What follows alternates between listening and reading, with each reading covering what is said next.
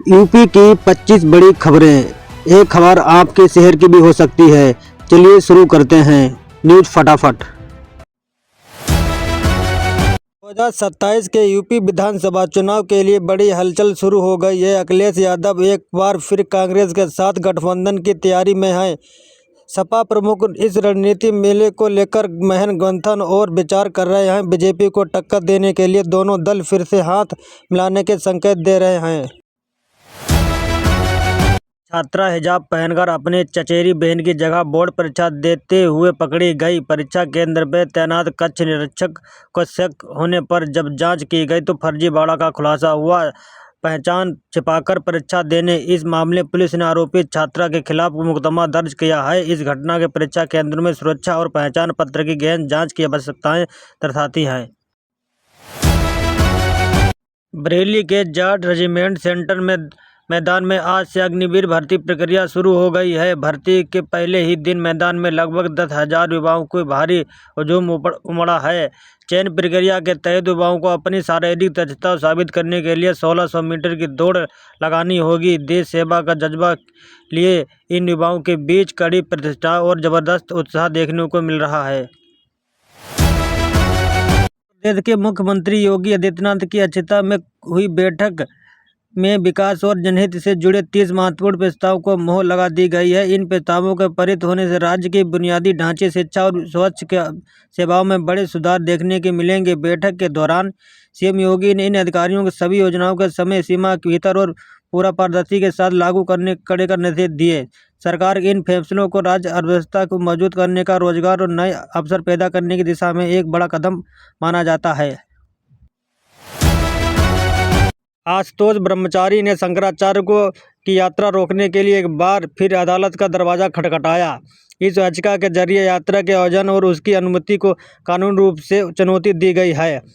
यह पूरा घटनाक्रम उत्तर प्रदेश के प्रयागराज में संबंधित जहां धार्मिक और कानूनी पक्ष सामने आए हैं। कोर्ट की इस कार्रवाई के बाद क्षेत्र में यात्रा को लेकर चर्चा की अगुवाई तेज हो गई है।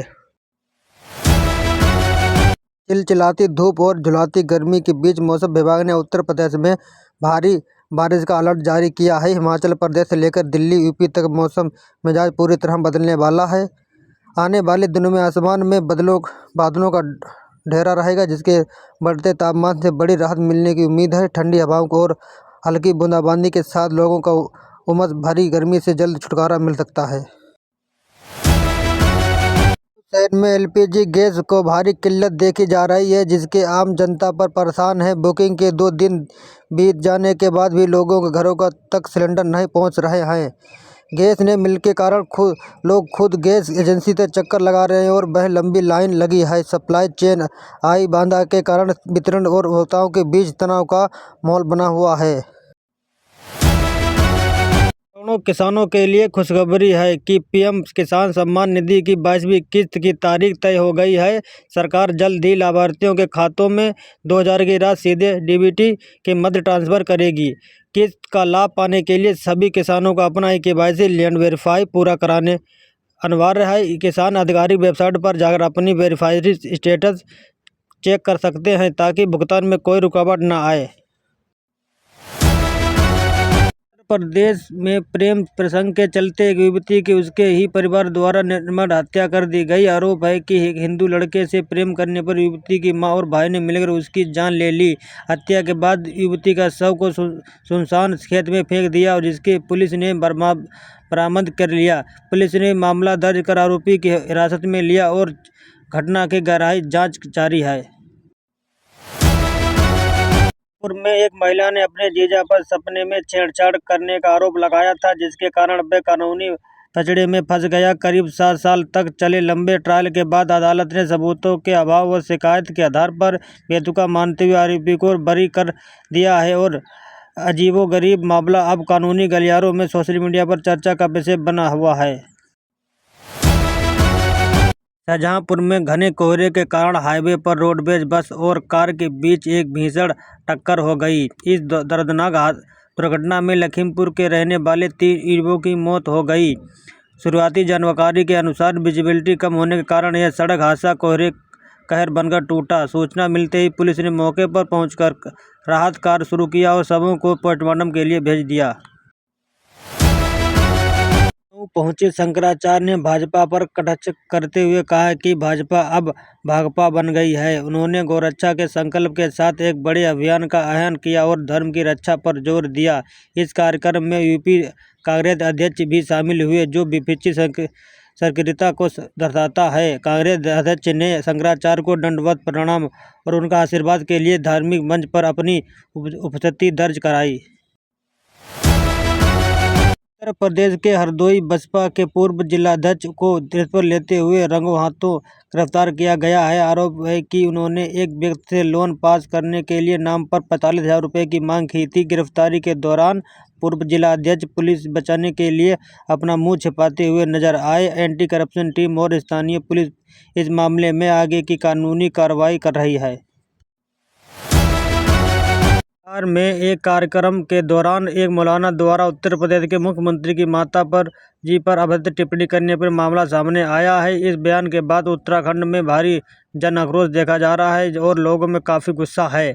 मामले की गंभीरता को देखते हुए लक्ष्मण झूला थाने में आरोपी मौलाना के खिलाफ मुकदमा दर्ज कर लिया गया है। पुलिस इस मामले की जाँच कर रही है ताकि शांति व्यवस्था बनी रहे और आरोपी पर कानूनी शिकंजा कसा जा रहा है। उत्तर प्रदेश के समाली में एक लेखपाल पर 1.5 लाख रुपए हड़पने का गंभीर आरोप लगा है। पीड़ित व्यक्ति ने मामले की गंभीरता को देखते हुए जिलाधिकारी डीएम को शिकायत पत्र सौंपा। पीड़ित का आरोप है कि काम के बदले पैसे लेने के बावजूद उसका कार्य नहीं किया गया। शिकायत मिलने पर डीएम ने मामले की निष्पक्ष जाँच का आश्वासन देते हुए उचित कार्रवाई की बात की है। सहारनपुर में एंटी करप्शन टीम ने एक बड़ी कार्रवाई करते हुए हेड कांस्टेबल को रिश्वत लेते हुए रंगे हाथ गिरफ्तार किया। आरोपी पुलिसकर्मी ने एक मामले के निपटारे केस के एवज में 15,000 रुपये की मांग की थी। शिकायत मिलने के बाद जाल बिछाया गया और जैसे ही पैसे का लेन देन हुआ, टीम ने उसे धर दबोचा। भ्रष्टाचार के खिलाफ इस सख्त एक्शन के बाद विभाग में हड़कंप मचा है और आरोपियों के खिलाफ आगे की कानूनी कार्रवाई जारी है। पुलिस ने मुठभेड़ के बाद लूट के 3 आरोपियों को धर दबोचा है। यह कार्रवाई 6 दिन पहले 8 लाख रुपए की बड़ी लूट के सामने की गई है। पुलिस के पकड़े गए बदमाशों के पास 4 लाख रुपए नकद और एक सोने की चेन बरामद की है। पुलिस अब इन आरोपियों से अन्य वारदातों के बारे में पूछताछ कर रही है। लखनऊ में बिहार के एक मौलाना के खिलाफ भारी प्रदर्शन करते हुए उनका पुतला फूंका गया। प्रदर्शनकारियों का आरोप है कि मौलाना ने उत्तर प्रदेश के मुख्यमंत्री योगी आदित्यनाथ की मां पर अभद्र टिप्पणी की थी। पुतले को आग लगाने से पहले प्रदर्शनकारियों ने उसे जूतों से पीटकर अपना गुस्सा जाहिर किया। प्रदर्शनकारियों ने प्रशासन से मौलाना के खिलाफ सख्त धाराओं को मुकदमा दर्ज करने की मांग की है। भाजपा विधायक के बेटे पर मारपीट और रंगदारी का गंभीर आरोप लगा है। पीड़ित झोलाछाप डॉक्टर का दावा है कि आरोपी ने उसके पैसे पर थाईलैंड की यात्रा की। अब आरोपी द्वारा मुंह में पिस्टल डालकर अवैध वसूली रंगदारी मांगने की बात सामने आई है। इस घटना के बाद इलाके में तनाव और पुलिस मामले की जांच में जुट गई है। गोरखपुर की एक कपड़े में दुकान में अचानक भीषण आग लग गई। सूचना मिलते ही फायर ब्रिगेड की 15 गाड़ियां मौके पर पहुंची। मगधल कर्मियों ने लगभग 3 घंटे की कड़ी मेहनत के बाद आग पर काबू पाया। आग लगने से दुकान में रखा लाखों का सामान जलकर खाक होने की आशंका है।